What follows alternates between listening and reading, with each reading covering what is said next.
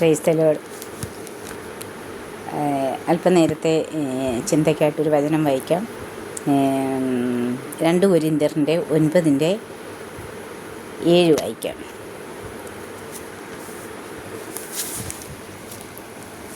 അവനവൻ ഹൃദയത്തിൽ നിശ്ചയതുപോലെ കൊടുക്കട്ടെ, സങ്കടത്തോടെ അരുത്, നിർബന്ധത്താലും അരുത്, സന്തോഷത്തോടെ കൊടുക്കുന്നവനെ ദൈവം സ്നേഹിക്കുന്നു.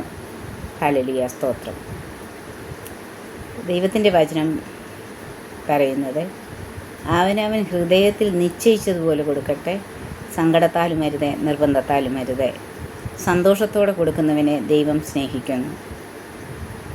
പ്രിയപ്പെട്ടവരെ, ഈ വചനം നമ്മളെ എന്താണ് പഠിപ്പിക്കുന്നത്?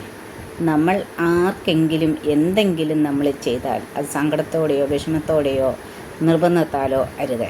നമ്മളിൽ ഉള്ള സൽപ്രവൃത്തികളോ അല്ലെ നമ്മൾ ചെയ്യുന്ന നന്മകളോ, ഈവൻ ഒരു ഗ്ലാസ് വെള്ളമായാൽ പോലും നമ്മളത് മറ്റുള്ളവർക്ക് കൊടുക്കുമ്പോൾ അത് നമ്മുടെ ഹൃദയത്തിൽ നിന്നുള്ള സന്തോഷത്തോടു കൂടി നമ്മൾ കൊടുക്കണം. അത് കൊടുക്കുന്ന മറ്റൊരാൾ നിർബന്ധത്താലും നമ്മൾ കൊടുക്കരുത്. കാരണം ദൈവത്തിനത് ഇഷ്ടമല്ല. ദൈവത്തിനിഷ്ടം അവനവൻ നമ്മൾ ഹൃദയത്തിൽ നിശ്ചയിച്ചുറച്ചതുപോലെ നമ്മുടെ സ്വന്തം ഇഷ്ടപ്രകാരവും നമ്മൾ കൊടുക്കുമ്പോഴാണ്, ഏതൊരു സൽപ്രവൃത്തികളും നമ്മൾ ചെയ്യുമ്പോഴാണ് ദൈവം നമ്മളെ സ്നേഹിക്കുന്നത്. അങ്ങനെയുള്ളവരെയാണ് ദൈവം സ്നേഹിക്കുന്നത്. ദൈവത്തിൻ്റെ വചനം സത്യസന്ധമായിട്ടും കൃത്യനിഷ്ഠതയോടെയും പറയുന്നത്, നിങ്ങൾ നിർബന്ധത്താൽ കൊടുക്കരുത്, നിങ്ങളുടെ ഹൃദയത്തിൽ നനയിച്ചതുപോലെ നിങ്ങൾ കൊടുക്കുക, അപ്പോൾ ദൈവം നമ്മളെ സ്നേഹിക്കും, നമ്മളെ അനുഗ്രഹിക്കും.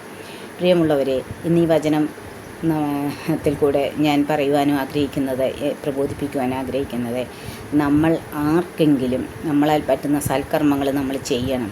അത് എന്തുമായിക്കോട്ടെ, എത്ര ചെറിയ കാര്യങ്ങളായിക്കോട്ടെ, ആ സൽക്കർമ്മങ്ങൾ നമ്മൾ ചെയ്യണം. അത് നമ്മുടെ ഹൃദയത്തിൽ നിന്നും നമ്മൾ നല്ല സന്തോഷത്തോടെയും നല്ല മനസ്സോടെയും കൂടി, നമ്മൾ ഹൃദയത്തോടും കൂടി നമ്മൾ ചെയ്യണം. ഇപ്പം ഒരാൾ നമ്മളെ നിർബന്ധിക്കുക, നിങ്ങളത് ചെയ്യല്ലേ, കൊടുക്കുക, അങ്ങനെ നിർബന്ധത്താൽ കൊടുക്കരുത്.